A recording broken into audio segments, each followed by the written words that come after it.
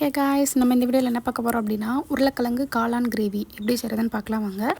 இதுக்கு வெங்காயம், தக்காளி, 1 டேபிள் ஸ்பூன் மிளகாப்பொடி, 1 டேபிள் ஸ்பூன் மஞ்சள் பொடி, 1 டேபிள் ஸ்பூன் கறி மசாலா பொடி, கருவேப்பிலை, கொத்தமல்லி, புதினா இதெல்லாம் எடுத்து வச்சுருக்கோம். இது மிக்ஸி ஜாரில் கன்வெர்ட் பண்ணிவிட்டு நம்ம இதை பேஸ்ட் ஆட்டம் அரைச்சி எடுத்து வச்சுக்கணும்.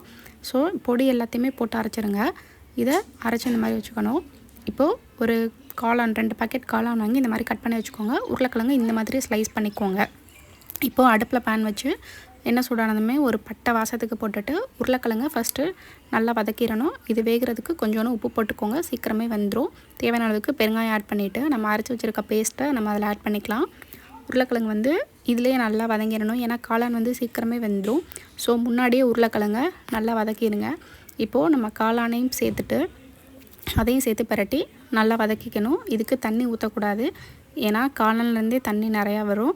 ஸோ தண்ணி ஊற்றாமல் நீங்கள் உருளைக்கிழங்கையும் காளானையும் வறுத்துடணும். ஒரு 2 டேபிள் ஸ்பூன் தேங்காய் ஆட் பண்ணி நல்லா கிளறி விட்டுட்டு கொத்தமல்லி தூவி இறக்கணுன்னா ரொம்ப டேஸ்ட்டான உருளைக்கிழங்கு காளான் கிரேவி ரெடி ஆகிடுச்சு. இதில் எது உருளைக்கிழங்கு காளானே கண்டுபிடிக்க முடியாது, அந்தளவுக்கு இருந்துச்சு.